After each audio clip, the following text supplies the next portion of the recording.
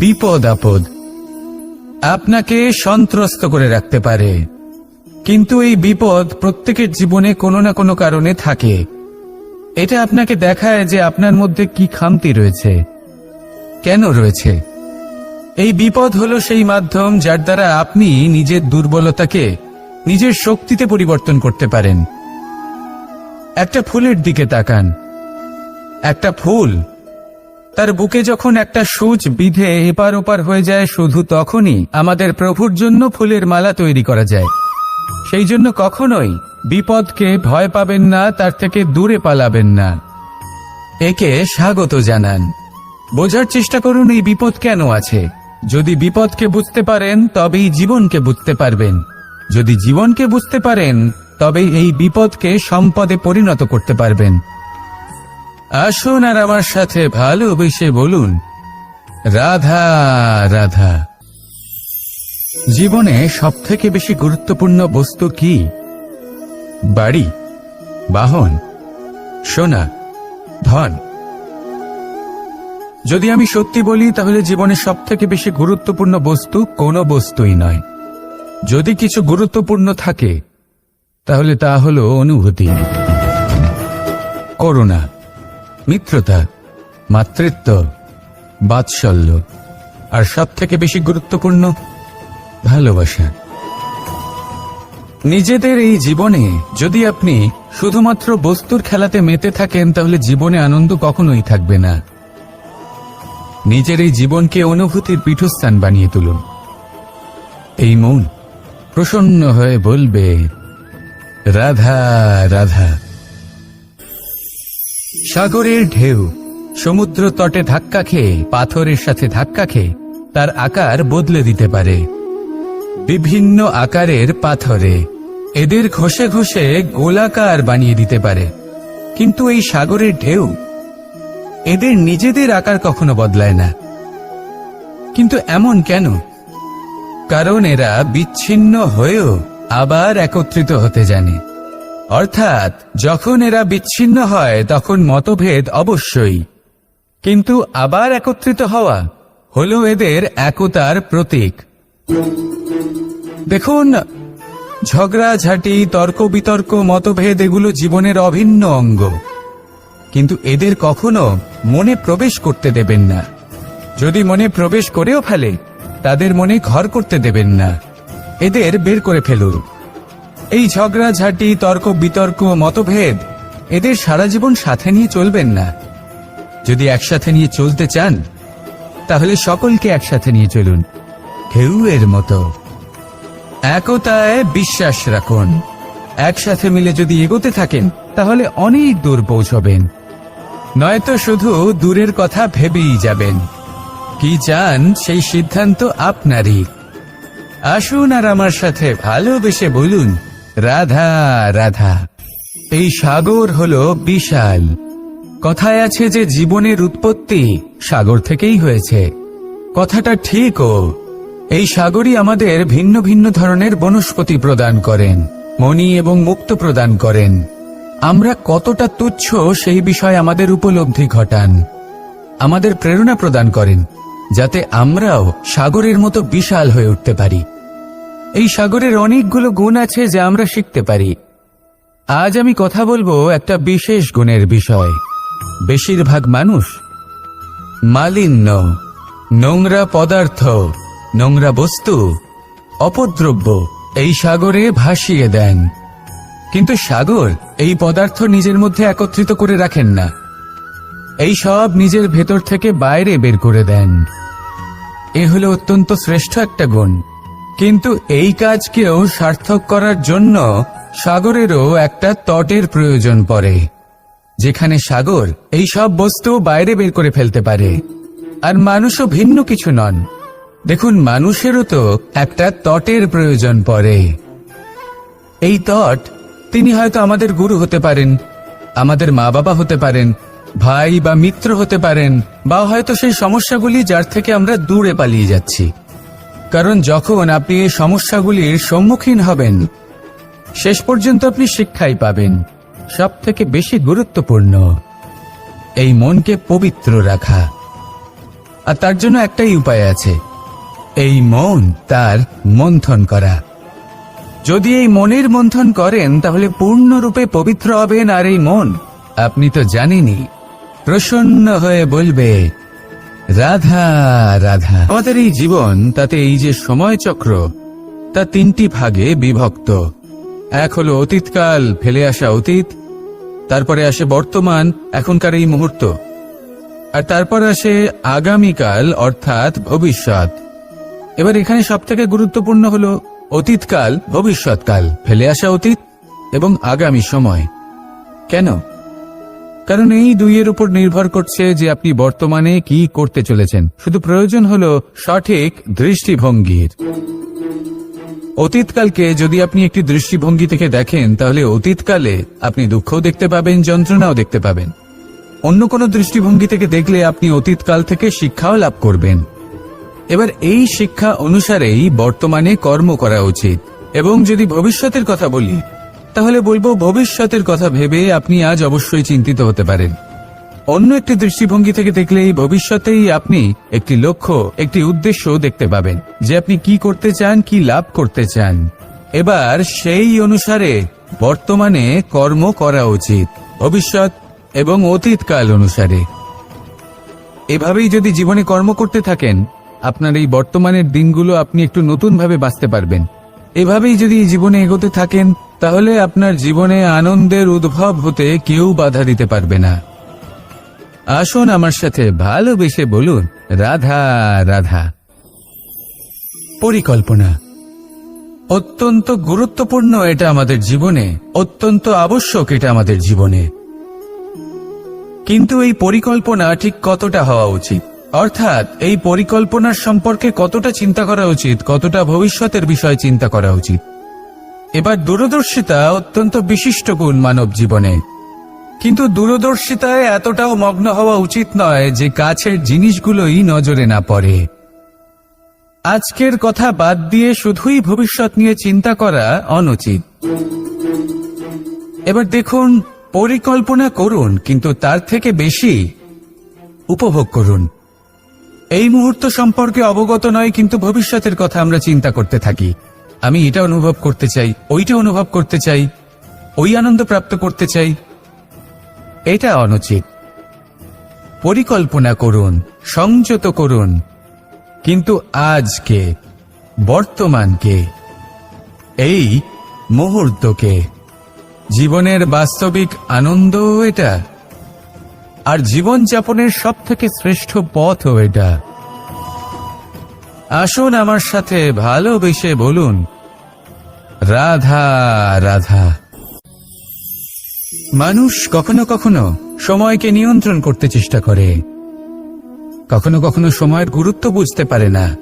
এটা ভাবে যে এই কিছু মুহূর্ত কেটে যাক, একে অতিবাহিত করি, তাহলে কি বা হবে, কয়েকটা মুহূর্ত মাত্র। কিন্তু তা নয়। আজকের একটা মুহূর্ত ভবিষ্যতের অনেক বড় পরিবর্তনের ভিত হতে পারে। আজকের একটা মুহূর্ত আপনার ভবিষ্যৎকে উজ্জ্বল করে তুলতে পারে। সেই জন্য ছোট ছোট মুহূর্তগুলিকে অদেখা করবেন না। সময়কে কাজে লাগান, পূর্ণরূপে কাজে লাগান। এবার যদি আপনি কাউকে সাহায্য করতে চান আর সেই কারণেই যদি থেমে থাকেন, তাহলে ঠিক আছে, কারণ আপনি কাউকে সাহায্য করে তার জীবনকে আরো ভালো করে তুলতে চাইছেন, আরো শ্রেষ্ঠ করতে চাইছেন। এই পুণ্য, এই কর্ম ফিরে আপনার কাছেই আসবে আর আপনার জীবনকে শুভ করে তুলবে। কিন্তু যদি আপনি আলস্যের কারণে থেমে থাকেন এবং কিছুই না করেন, সময় নষ্ট করেন, তাহলে কিন্তু একটাই ঘটনা ঘটবে, আপনার ভবিষ্যৎ বিপদগ্রস্ত হয়ে পড়বে, আর কিছুই নয়। সেই জন্য এটা বোঝা প্রয়োজন যে কখন থামতে হবে এবং কেন থামতে হবে। যদি আপনার থামার কারণ এবং সময় অনুচিত হয়ে থাকে, তাহলে আপনার ভবিষ্যৎ কখনোই উচিত হতে পারে না। সেই জন্য সময়কে সম্মান করুন আর পূর্ণ ব্যবহার করতে শিখুন। আর আমার সাথে ভালোবেসে বলুন রাধা রাধা। যদি আমি আমার চোখ বেঁধে কোনো একটা নির্দিষ্ট দিকে নিজের সমস্ত শক্তি প্রয়োগ করে ছুটে যাই, তাহলে কি হবে? আমি কোথাও ধাক্কা খেতে পারি, নিজের ক্ষতি করতে পারি, কোথাও পড়ে যেতে পারি, তাই না? অর্থাৎ এটা নিশ্চিত এই কাজ আমার করা উচিত নয়, কিন্তু আজকের দিনে প্রত্যেকটা মানুষ এই কাজই করছেন, তাই না? কোনো কাজ করার পূর্বে সেই কাজের বিষয়ে সম্পূর্ণ তথ্য কোথায় সংগ্রহ করছেন? শুধু এটুকু জানেন যে এই কাজটা করলে কত ধন অর্জন করবেন আর কত নাম হবে, আর ব্যাস সামনে এগিয়ে যান। এটা উচিত নয়। পূর্ণরূপে যে কোনো কাজ করার আগেই সেই কাজের বিশ্লেষণ করে নেওয়া উচিত, তা বুঝে নেওয়া উচিত, এবং সেই বিষয়ে অবশ্যই খেয়াল রাখা উচিত যে আপনার শরীর এবং আপনার মন এই কাজ করার জন্য কি প্রস্তুত রয়েছে। যদি তা না হয় তাহলে প্রথমে নিজেকে শুধরে নিন, তারপরে সেই কাজ করুন। যদি এইভাবে জীবনে সামনে এগোন তাহলে সাফল্যের সম্ভাবনা জীবনে অনেক বেশি বেড়ে যাবে।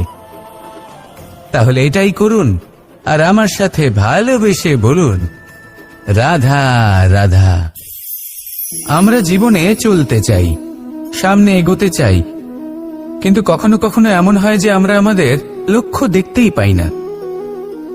আমরা চিন্তিত হয়ে পড়ি, ব্যতীত হয়ে পড়ি, আমরা কিছু বুঝতেই পারি না, এই মন অশান্ত হয়ে যায়। কিন্তু যদি আপনি থেমে যান তাহলে নিজের পথ এবং নিজের লক্ষ্য থেকে সরে যাবেন। সেই জন্য চলতে থাকুন, থামবেন না। যতদূর পারবেন চলতে থাকুন, যতদূর দৃষ্টি যাচ্ছে চলতে থাকুন। তারপরেই দেখবেন পরবর্তী পথ আপনা থেকেই আপনার সামনে আসবে। কারণ আপনার দৃষ্টির সীমা থাকতেই পারে, দৃষ্টিভঙ্গির সীমা নেই। আপনার পথের সীমারেখা থাকতেই পারে, কিন্তু সেই পথে চলার সাহসের সীমা নেই। সেই জন্য নিজেকে অসীমিত করে তুলুন। এই সীমারেখা আপনা থেকেই দূর হয়ে যাবে, লক্ষ্য নিজে থেকেই দেখতে পাবেন, আর এই মন সুপ্রসন্ন হয়ে বলবে, রাধা রাধা। সম্পর্ক হলো আমাদের জীবনের একটি আধার।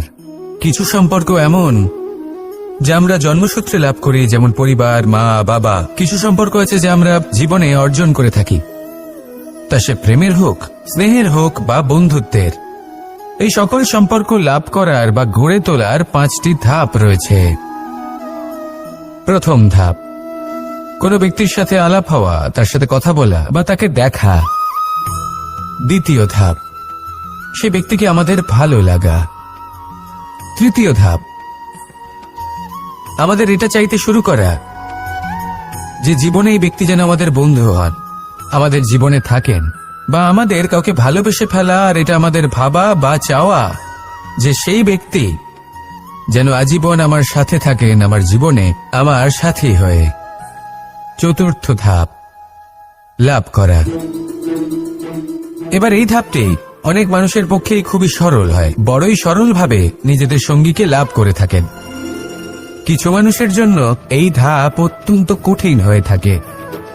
অনেক প্রতিকূল পরিস্থিতির ওপর জয়লাভ করে তারা সঙ্গীকে লাভ করেন, কিন্তু লাভ অবশ্যই করেন। এরপরে আসে পঞ্চম, অন্তিম এবং সবথেকে গুরুত্বপূর্ণ ধাপ। সেটা হলো সেই সম্পর্ক পালন করা। এটা হলো এমন এক বিষয় যা প্রত্যেক মানুষের শেখা উচিত। যদি ব্যক্তি নিজের জীবনে সম্পর্ক রক্ষা করতে শিখে যান, তবে প্রত্যেক সম্পর্ক তার জীবনকে স্বর্গ করে তুলবে। আসুন আর আমার সাথে ভালোবেসে বলুন, রাধা রাধা। রাধা কখনো কখনো আমার জন্য বড়ই সুগন্ধি আতর নিয়ে আসে, পারিজাত ফুলের মালা নিয়ে আসে আমার প্রসাধন করবে বলে, এবং আমার সব থেকে বেশি প্রিয় মাখন নিজে হাতে বানিয়ে আনে আমাকে নিজে হাতে খাইয়ে দেবে বলে, সবকিছু আমাকে প্রসন্ন করবে বলে। কিন্তু আপনি কখনো ভেবেছেন যে এই আতর কিভাবে বানানো হয়? সহস্র ফুলের পাপড়ি একসাথে পিষে নিতে হয়, তারপরে তার থেকে যে রস নিঃসৃত হয় সেই রস দ্বারাই আতর তৈরি হয়। অনেক সংখ্যক ফুলকে অসীম যন্ত্রণা ভোগ করতে হয়, তবে তারা আমার প্রসাধন সামগ্রী হয়ে উঠতে পারে। দুধ থেকে মাখন তৈরি করার জন্য কতটা পরিমাণ মন্থন সহ্য করতে হয় সেটা আপনি জানেন। ঠিক সেই রকমই হলো আমাদের জীবনও। বিপদও আসে, কঠিন পরিস্থিতিও আসে, এর সম্মুখীন হতে শিখুন। মনে রাখবেন আপনি হলেন সেই দুধ যাকে মন্থন সহ্য করতে হবে মাখন হয়ে ওঠার জন্য। মনে রাখবেন আপনি হলেন সেই ফুলের মতন যাদের পিষ্ট হতে হবে সুগন্ধি আতর হয়ে ওঠার জন্য, যাকে এই সংসার পছন্দ করে। কখনো কখনো জীবনে আপনার সাথে খারাপ শুধুমাত্র এই কারণে ঘটে যাতে আপনার শ্রেষ্ঠ রূপ এই সংসারের সামনে আসতে পারে। শুধুমাত্র কঠিন পরিস্থিতি এবং বিপদকে একটা সুযোগ হিসেবে দেখার চেষ্টা করুন। আপনার জন্য এই সংসার বদলে যাবে, সংসারকে দেখার দৃষ্টিভঙ্গি পাল্টে যাবে, আপনার ভাগ্য পাল্টে যাবে, আর এই মন প্রসন্ন হয়ে বলবে, রাধা রাধা। কি অমূল্য, কি সুন্দর এই রত্ন। এবার ভেবে দেখুন, যদি আমি এই রত্নকে ব্যবহার করি আখরোট ভাঙার জন্য, তাহলে কি হবে? বা ভেবে দেখুন, এই রত্ন নিয়ে আমি যদি বন্ধুদের সাথে খেলা করতে শুরু করে দিই, তাহলে কি হবে? আপনি তো হাসবেন আমার ওপর। আপনি বলবেন, এত অমূল্য একটা রত্ন, এর দ্বারা কত দুঃখ দূর করা সম্ভব। এই মূল্যবান রত্নের আমি অপব্যবহার করছি। একদম ঠিক বলেছেন, আমি মেনে নিচ্ছি। মূল্যবান বস্তুর অপব্যবহার করা অনুচিত, কিন্তু আপনিও তো তাই করছেন, তাই না? ভেবে দেখুন, মানুষ এই সংসারের সর্বশ্রেষ্ঠ প্রাণী, আর মানুষের এই শরীর সব থেকে মূল্যবান রত্ন। এবার এর সাথে আপনি কি করছেন? আমাদের ভিডিওগুলি যদি আপনাদের ভালো লেগে থাকে তাহলে লাইক, কমেন্ট, শেয়ার করতে ভুলবেন না। এবং আরও নতুন নতুন ভিডিও পেতে চ্যানেলটি সাবস্ক্রাইব করে পাশে থাকা বেলাইকনটি অন করে রাখুন। ধন্যবাদ।